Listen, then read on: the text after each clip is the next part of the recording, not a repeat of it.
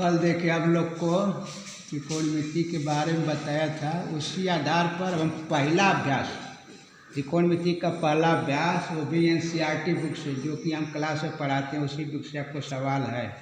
तो 3 सवाल मैं हल किया हूँ, पहला, दूसरा, तीसरा।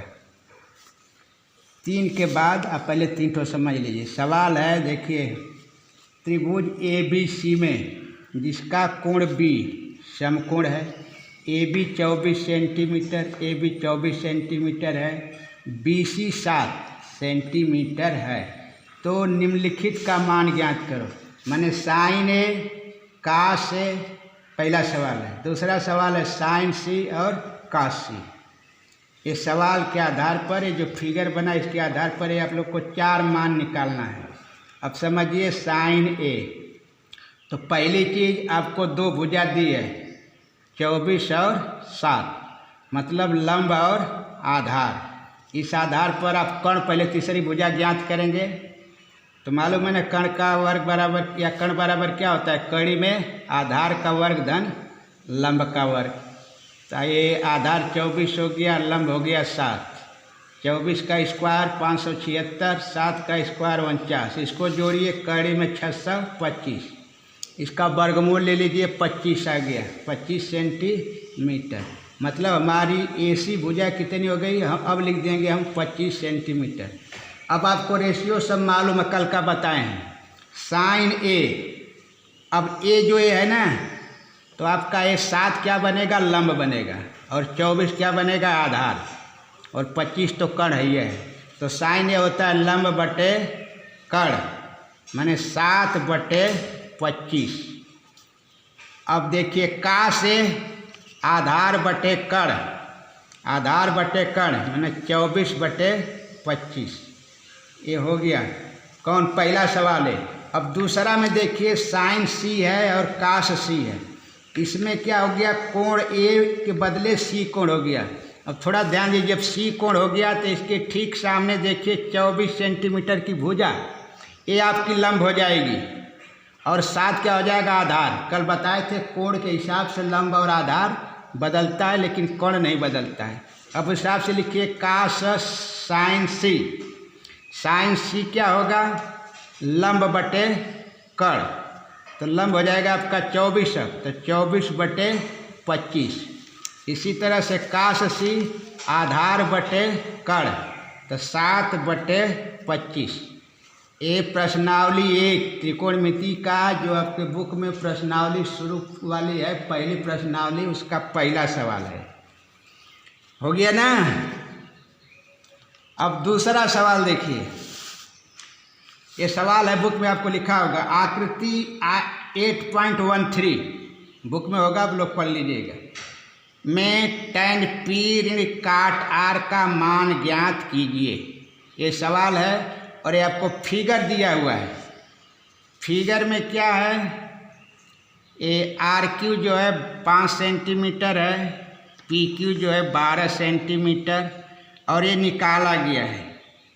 नहीं, क्या है इसमें दिया है आपको 13 दिया है, आपको लंब दिया है PR। इस सवाल में दिया है PR आपको 13 दिया है, और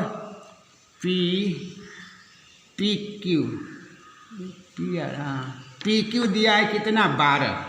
इस आधार पर आप पहले RQ निकालेंगे। RQ का स्क्वायर क्या होता है, ये RQ का स्क्वायर नहीं होता है, RQ होता है कड़ी में जब हो जाएगा, स्क्वायर नहीं रहेगा, यहाँ पर स्क्वायर नहीं रहेगा आपका, इसको हटा दीजिए। यही हो जाएगा आपका RP का स्क्वायर माइनस PQ का स्क्वायर, माने RP का स्क्वायर माइनस PQ का स्क्वायर। फिगर भी देखते रहिए। अब RQ कितना, 13 का स्क्वायर माइनस 12 का स्क्वायर। 13 का स्क्वायर 169, 12 का स्क्वायर 144।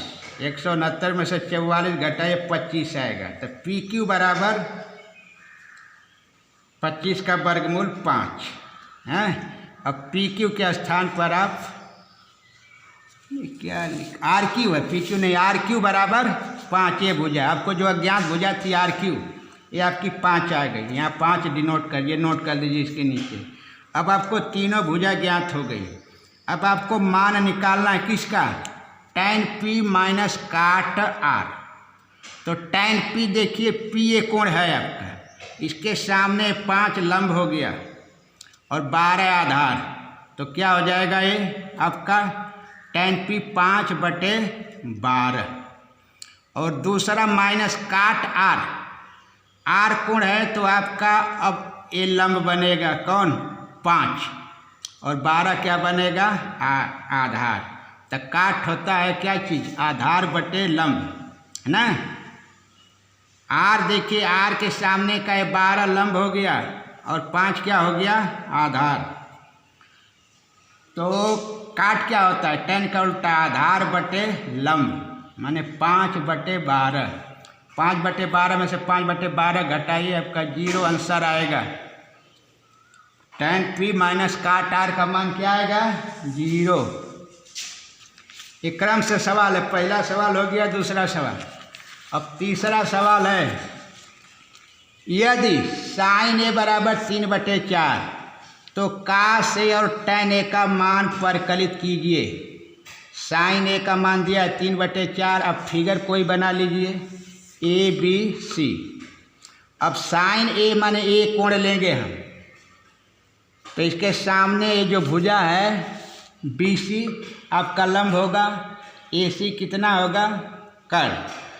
तो sin A क्या होगा लंब बटे कर्ण, माने 3/4 ये दिया हुआ है, तो आप लंब को 3 लिख दीजिए, कर्ण को 4। अब आपको निकालना होगा कौन तीसरी भुजा जो है आधार, मतलब AB।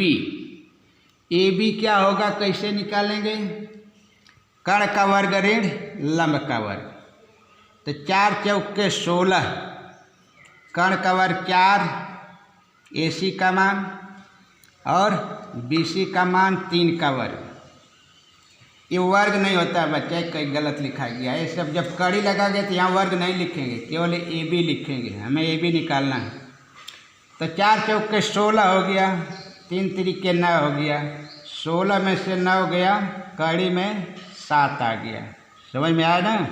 तो आपकी AB भुजा जो है कड़ी में 7 सेंटीमीटर की होगी। अब आपको निकालना है cos A, एक मतलब ये लंब हो गया 9 और कड़ी में 7 क्या हो गया आधार, तो cos होता है आधार बटे कर्ण, माने कड़ी में 7/4। दूसरा सवाल में पूछा tan A, tan A का मान लंब बटे आधार, लंब कितना है 3, आधार कितना है कड़ी में 7, तो tan A हो गया कड़ी में 3/7। हैं, अब आगे सवाल है, दे दी होमवर्क को लगा दें।